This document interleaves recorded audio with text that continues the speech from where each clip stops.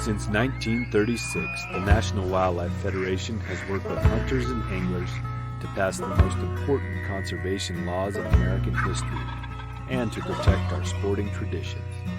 This podcast explores our history, our values, and the work we do to safeguard the fish and wildlife that fuel our passions.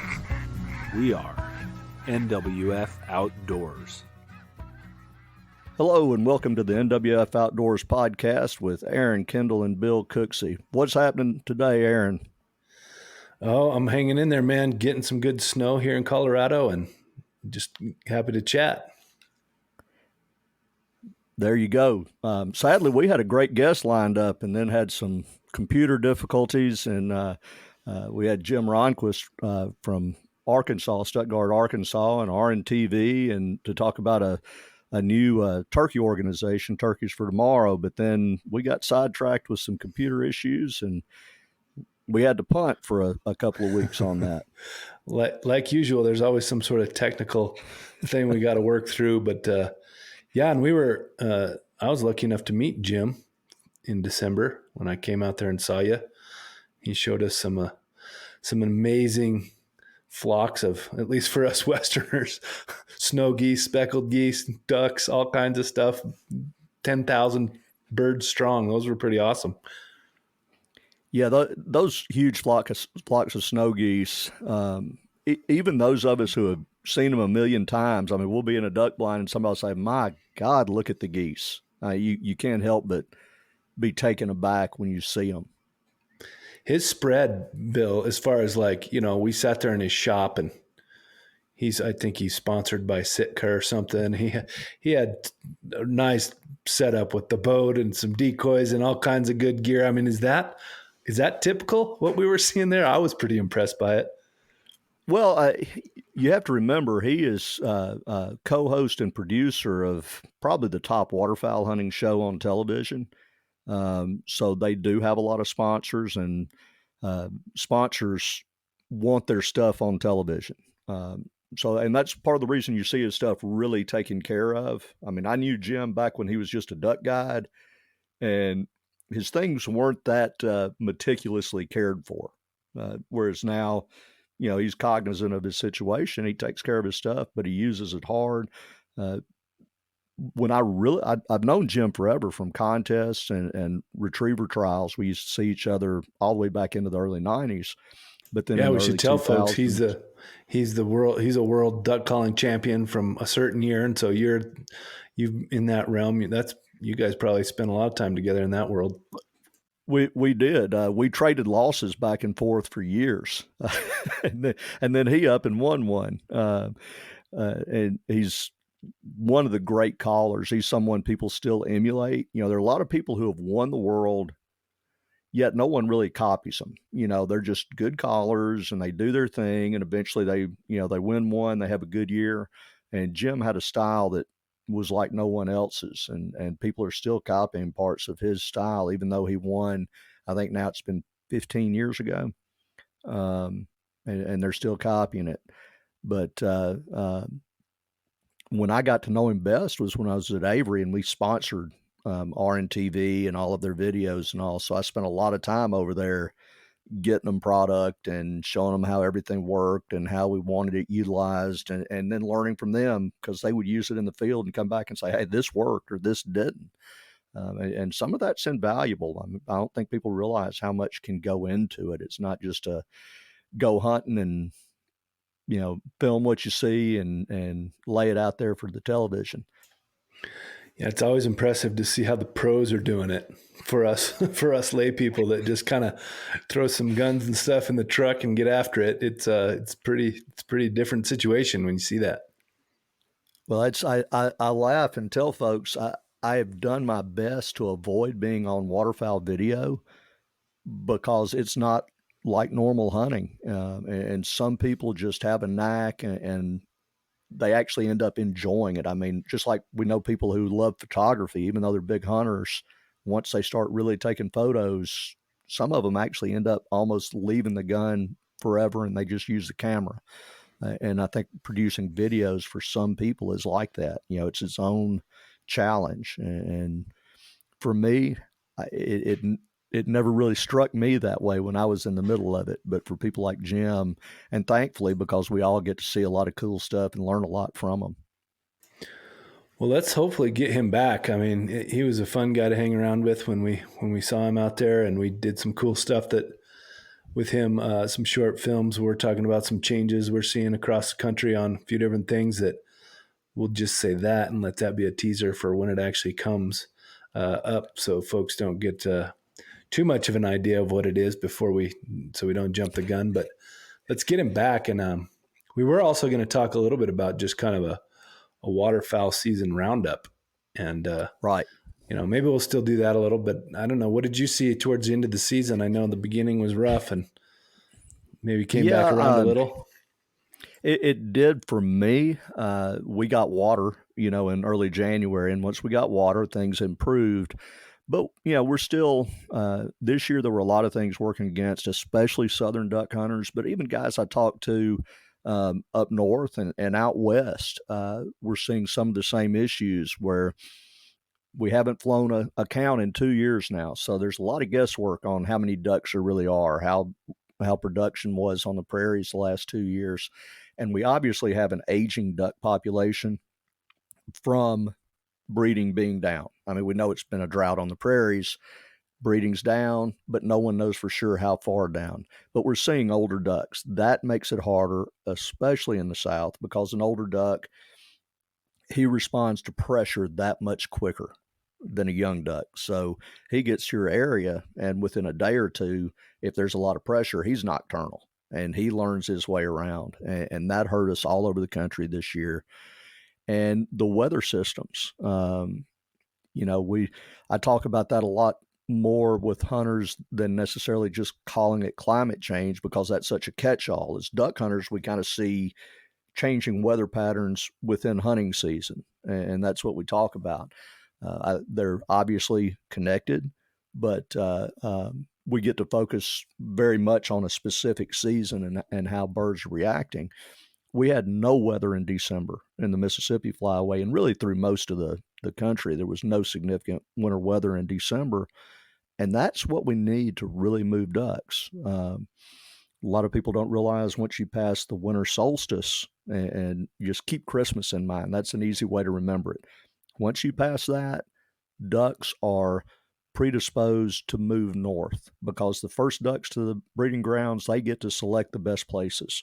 They have the best odds of bringing off a clutch. So ducks are trying to move north. So after that, it takes that much more winter weather like what we have coming right now with this huge winter storm. I think, you just had it hit you, and we're going to have it hit us tomorrow. That will probably move some ducks down, because it really will cover up everything north of us. But otherwise, we had no new ducks. This is the first year in my life that I shot more pintails than mallards. And normally it's about 10 to 1 at the end of the season. And I have a good pintail place. Most people don't kill that many pintails. This year we had more pintails by far than mallards in our part of the world, just because they didn't come down in big numbers. The ducks that we had the 1st of December in our region are the same ducks that we had the end of January when the season closed. Wow. Yeah, I'm glad you talked about that a little, because we, through this podcast and other work of NWF sporting work, we talk about climate change stuff. But, one of the things that I always try to keep illuminating with folks is, climate change can mean it's hotter, it's wetter, it's whatever. It's not necessarily just like, oh, it's warmer. It can be bigger rain events. It could be less rain. It could be a lot of things. And if there's any one thing they say is that the variability is going to be larger and the events are going to be more extreme. And we're seeing that for sure. And then the other thing that I always like to say is look over time. You got to see the trends. It's not that like, oh, this winter we had a wet winter. See, there's no problems. Or, we weren't that hot this year. It's what's the last 50 years look like, or the last 30 years. And I think the thing that hit home with me when we were down there seeing you guys is that constant repeated theme of, man, over the last handful of years, things are just weirder. They're just different. The ducks, we don't see the same ducks. They're coming later. And it's not just one time. It's not just like one season. That's what we saw. It's, Yeah. yeah, the last handful, whatever, while, things are just a little odd. And that's kind of the main thing you hear more than anything is, boy, 30 years ago, you'd never see the variability. You'd always see certain ducks and you could kind of count on it like clockwork. And Yeah. now, some years maybe not. Yeah. Now we get some of I call them calendar ducks or photo migrators, and those are ducks that somehow are predisposed to fly to certain areas of the country early. And we'll get them at Thanksgiving, or not at Thanksgiving, but at Halloween, believe it or not, in the wet spots, which we're not a wet place normally in October in Tennessee. But that's also when all the coast gets so many of their ducks early. Those ducks just fly on down without any major weather driving them. But everything else, all the rest of the ducks, and that nature does that to ensure species survival. I mean, by having some that migrate early, well, they're out of the major weather events that can actually be a problem for duck survival and for ducks being healthy enough to go back and reproduce. But they're subject to more pressure. They're subject to other problems, whereas the late ducks get less hunting pressure, but they're also subject to a lot more weather issues. And now we have had two La Nina years in a row, and I'm sure somebody will point that out to me on comments when they hear us talking about it. And yeah, that's going to be a warmer and drier year in my region. Yeah, ours too. But two in a row, and coming on the back of a year before that was warm and extremely wet, almost the exact opposite.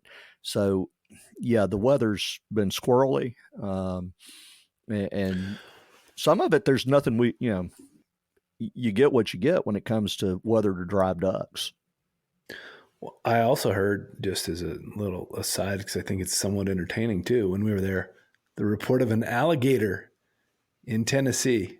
I would have never thought that. I don't know if that's, maybe you guys have heard of that, but I sure haven't. Yeah, there's actually been a breeding population of alligators established for, I think it's over 20 years now in Shelby County, Tennessee. And that's where Memphis is. So extreme southwestern Tennessee, right on the Mississippi state line. But there have been alligators, adults breeding there now for about 20 years. And there are quite a few of them now in Tunica County, Mississippi, which is just across the state line from Tennessee, from Memphis. So, but now they're starting to see them show up in some other places as well. And that's just like when I was a kid. Okay, armadillos have always been in our, regulations, but I never saw one. And I lived on a farm. I mean, I was outside every day, and I never saw an armadillo until maybe mid to late 80s. And even then, it was extremely rare. Now they're everywhere, just like I never saw a fire ant in Tennessee. I was familiar with them from going on trips to the deep south with my family and all, but we had no fire ants. Well, now we have fire ants, and we have armadillos, and now we're getting more alligators, and we're getting fewer mallard ducks, and that's kind of scary stuff. Yeah, well, who knows? We'll see as it plays out. We're going to keep telling the stories of different folks and what they're seeing, and I think we've talked about it a little, but what we're really pushing is natural infrastructure, right? And nature-based solutions. We can do some of the work that you're really involved in down there, Vanishing Paradise, that coastal restoration, Mississippi River Delta and river restoration. I mean, you do that stuff, and whatever it may be, those big storms come in, that landscape's more resilient, that habitat's more resilient, the fish and wildlife have some place to be, and it helps hunters and anglers. And that's the kind of stuff that, I think it's hard for anyone to say it's not worth getting behind. There's a lot of landscapes that need love, and if we give them love, then fish and wildlife often come right on back. That's the coolest part of what we do, in so many of these areas. What we should be doing anyway for wildlife, and what you and I probably both got into this for, which was wildlife. I mean, ducks and fish, that's kind of my thing, and I want more of them, and so I want better habitat all over the country to support more waterfowl. And what we ought to be doing anyway is also what will help mitigate so many of the issues we find with climate change, the storm surge, that sort of thing, even sequestering carbon, or getting our hydrology right in some of these waterways to alleviate flooding. So all of it will we've help got wildlife. the Grasslands Act out there. You just mentioned sequestering carbon, and modeled after NACA, and kind of the same thing. One of the most successful conservation programs. What is it, 30 million acres or something now in NACA? It's been restored by NACA.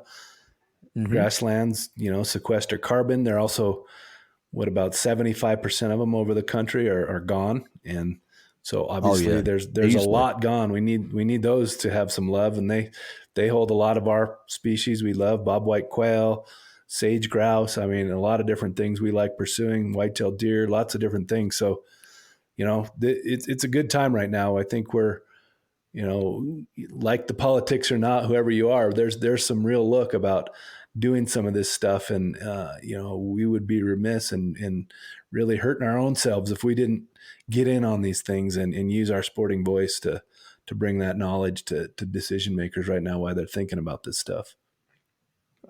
Absolutely. I mean, we're the ones that we see it firsthand more than anyone. The changes in animal behavior just because of the weather, or the changes in the places that we hunt and fish. We see it every day. And sometimes it's hard to face because we don't like change. We try to run from it sometimes. That's our human nature. I've kept hunting places even long after I knew the habitat here is no good anymore, just because it was the place I hunted. Well, have you been doing anything good outside lately? We should at least talk about that. I know you had a sandhill crane tag. Did you get after that yet, or no? No, and it's closed. I got to go once, and we saw quite a few sandhills, but that was the day in late January when we got a real cold front, and I think the temp that morning was 14 degrees with about a 25 mile an hour wind.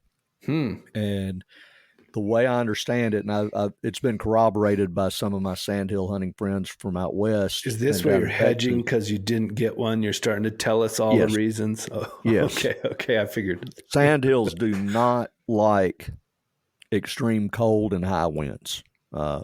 Basically, when they left the refuge, where normally in milder weather, they kind of break up into their groups and they fly different directions, and that makes them much more susceptible to hunting. When they got up, they pretty much got up together, about 8,000 of them, and they flew together. They were within a half a mile of us as they went by, so we saw them and heard them, but then they all went down together in another field, and there was nothing we could do. That was the only day in the entire season that everyone this guy took didn't shoot at least one crane. Yeah, he had been batting 100%. So, maybe I'll draw a tag next year and get. What does that say about you then? I mean, geez, he's 100%, and then you show up. I can do it. I have friends that can tell you about a stretch I went through with no duck bands back in the 90s, and it was so bad. One friend of mine who has killed at least one banded duck every year since 1964. I hunted with him at his duck camp in Arkansas, and it was the first year not only he didn't kill one, but the entire camp didn't kill one. So I was on a band drought then. So I can bring some bad luck at times. So maybe I have maybe I'm bad voodoo on sandhill cranes. But, we closed up duck season Sunday, and that last week, I'm not going to say how many times I managed to get out hunting, but it was more than I probably should have. So you found some ducks eventually this year. I did, and so there are at least several meals in the freezer that my family and I'll get to enjoy over the course of the year. Good. I didn't get out again for ducks, and I still need to learn more from you. You were talking about wily ducks earlier. So when we float the river, right, you shoot at the first group. Whatever one doesn't get hit, that sucker goes down, and then all of a sudden he or she is really jumpy. and jumping the rest of them. So like when you first float on them, if you hit them and you get them, then the next group's kind of, not too jumpy. But boy, if one of them gets down there and sets up with the next group, then you got to be way more on it when you see the next ones, because they're going to jump a lot quicker. Huh. That's interesting.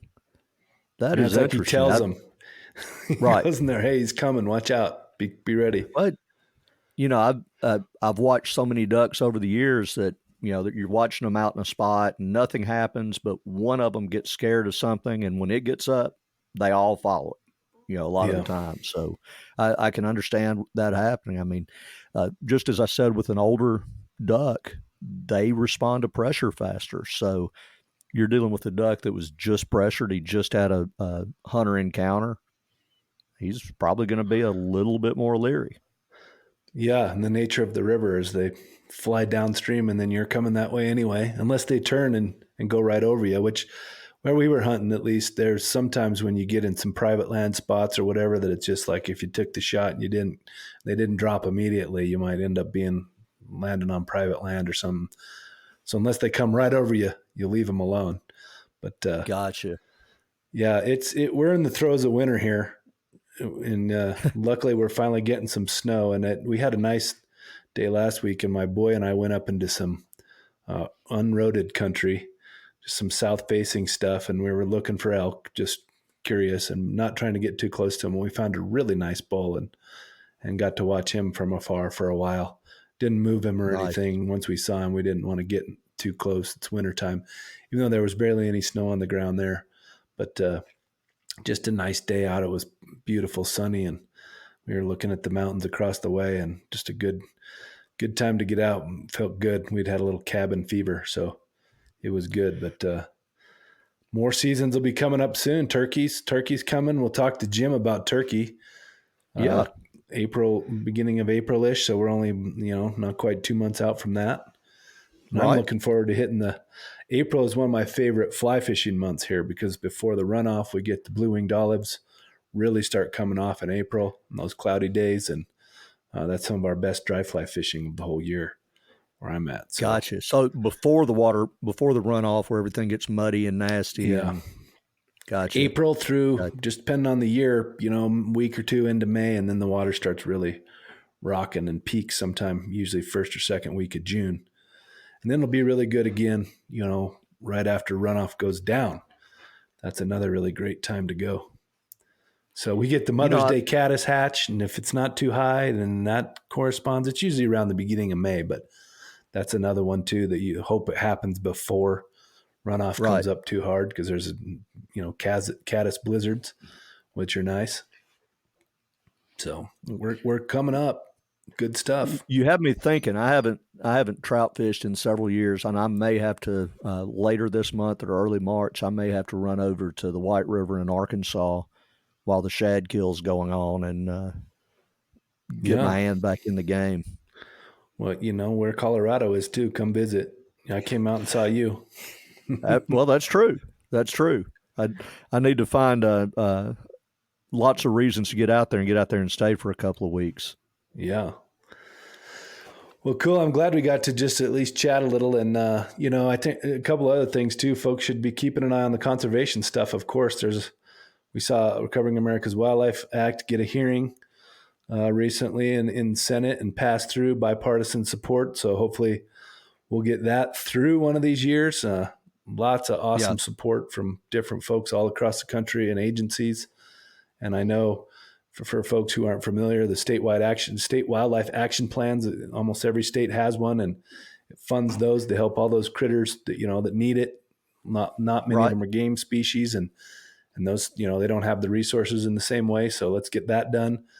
We saw the CWD Research and Management Act fly through the House, 393 to 33, I think, on a suspension vote. So that's really huge. We're doing the CWD Chronicles. For folks who don't know that, we'll actually put a little ad in this episode to help people remember where to go. But we had Representative Ron Kine from Wisconsin on the Chronicles, the sponsor of the bill.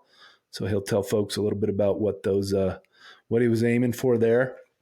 really great guest lineup in there. And always, multiple things happening in states. We're gonna have a guest with the Right. Wyoming Natural Resource Trust is going to come on and tell us about that.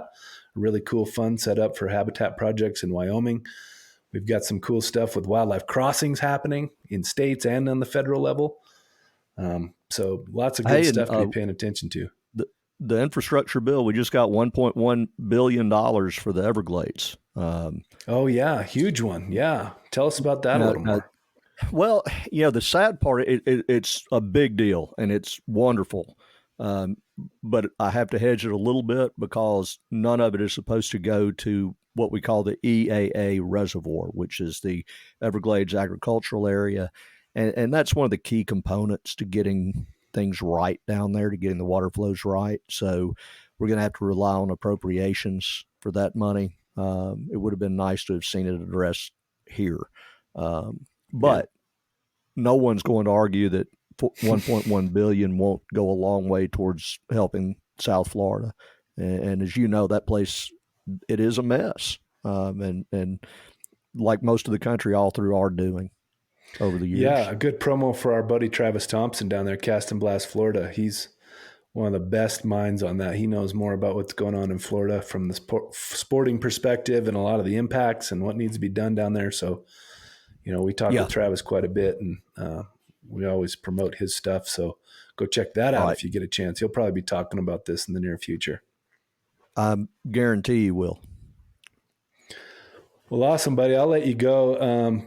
But folks, just keep an eye on this stuff, man. There's a lot of good stuff happening in conservation. We'll return here in a couple of weeks with the fella from the Wyoming Natural Resource Trust, and we'll get Jim Ronquest from Rich and Tone Calls and Turkeys for Tomorrow back on one of these days when we can get past some technical difficulties we tried twice, by the way. Want folks to know we didn't just do a one and done. We tried 2 different times and just couldn't quite get it done. But we will make it happen. Probably my fault for trying to do it immediately after duck season closed. Yeah. That guy's probably, how many days do you think someone like him hunts ducks? Oh, he started early, traveling up north to hunt to get that video. So probably 80 days. Wow. That's impressive. 80 plus. Yeah. Yeah. So maybe he'll just have a little longer to kind of marinate on some good stories for us. Right. And we'll get that computer situation rectified. Well, good. We'll catch up with you here soon again, and we'll just let folks have a little break from us. They'll get like an extra half hour or so of their life back, and they'll just get to listen to us wax and not talk to any of the experts. But use this time to check out some conservation stuff in your state or across the country on the federal stuff. There's this state legislative sessions are in session. The ones that are in are all in session right now. The ones that are in this year. So it's a time to get with your local sportsmen's organizations and check out what's going on and throw your weight behind all the good stuff or work on some bad stuff. We've been working on against some bad stuff here in Colorado. So there's always plenty to do. So get out there. All right, Bill, I'll let you go, buddy. All right. Good talking to you, Aaron. See ya.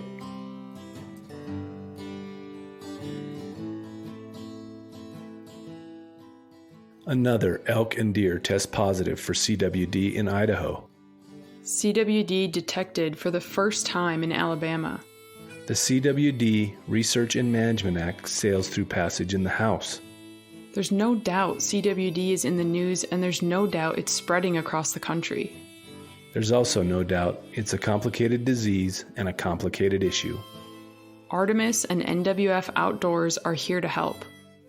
Check out the CWD Chronicles, where we talk to leading experts about the latest science, policy, and hopes for the future regarding chronic wasting disease. Find it on the NWF Outdoors channels or wherever you get your podcasts.